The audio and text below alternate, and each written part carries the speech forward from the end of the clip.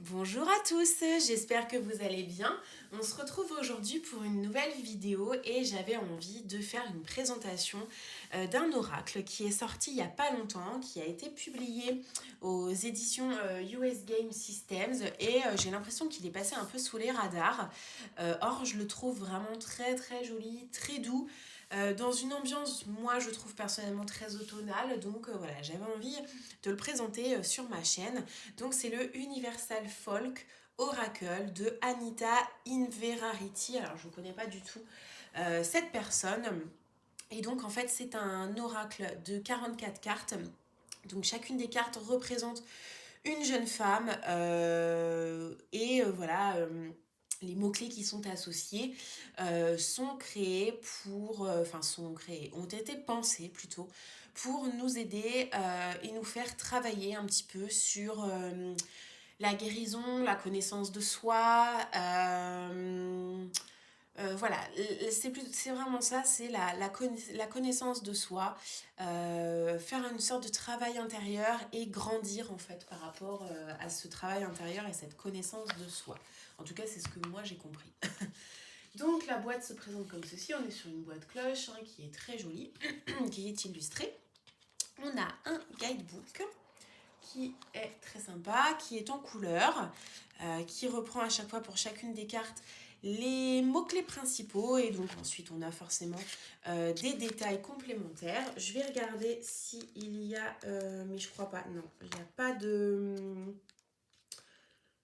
Ah si, il y a quelques exemples de tirage, mais on nous suggère des choses très classiques, donc tirer une carte, voilà, pour essayer de méditer éventuellement sur les mots-clés associés, le fameux tirage à 3 cartes, et ensuite on a un tirage des chakras, mais voilà, on a déjà vu des exemples de tirage de chakras dans de nombreux autres supports, et donc ensuite ça se présente comme ceci. Alors, hop, je vais mettre ça de côté.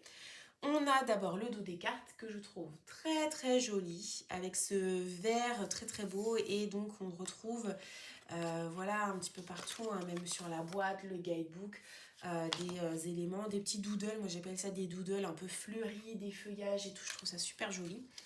Les tranches sont neutres, on est sur une qualité de carte plutôt pas mal, très sincèrement plutôt pas mal. On a un fini glacé, les cartes glissent très très bien. J'ai ici une carte de tarot pour pouvoir comparer en termes de taille. Donc voilà comment ça se présente, c'est plus grand qu'un tarot classique et j'ai également des cartes oracle juste à côté de moi. Je vais en profiter pour en prendre une. Donc c'est une carte de l'oracle de Gaïa.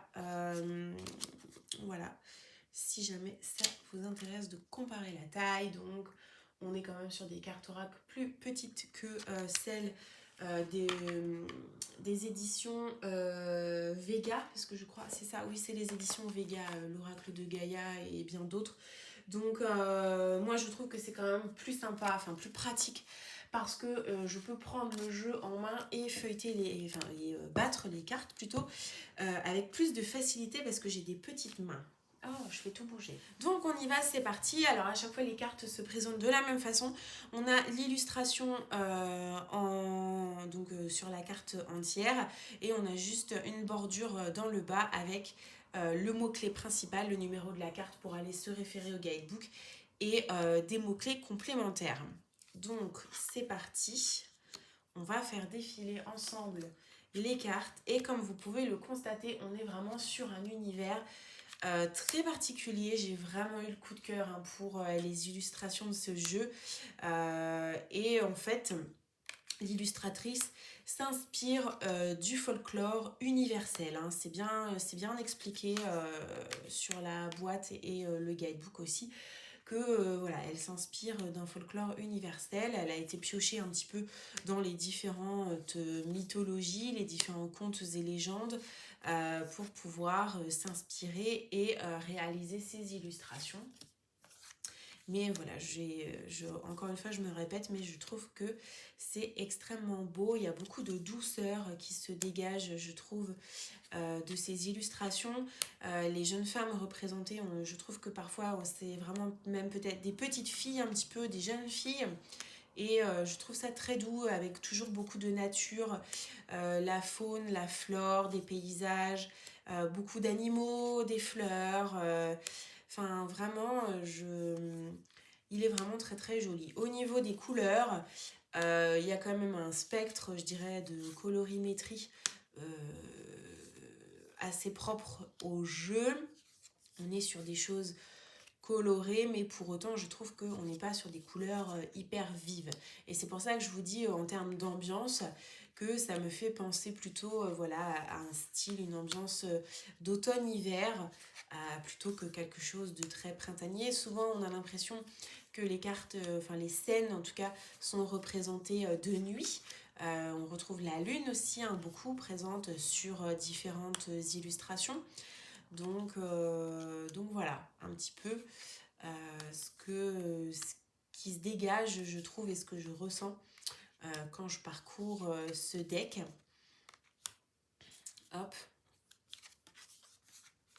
Et donc à chaque fois, on retrouve un mot-clé pour nous permettre de travailler sur différents éléments en lien avec également, je trouve aussi, le développement de son intuition, voilà, la connaissance de soi et la confiance en soi. Donc, et 44 cartes, je trouve que c'est correct, hein, voilà, ça arrive régulièrement qu'il y ait des oracles avec moins de cartes que ça, donc voilà, je trouve que en 44 cartes on a moyen aussi de travailler un large spectre, ça touche beaucoup de mots-clés dans ce jeu, en tout cas je trouve.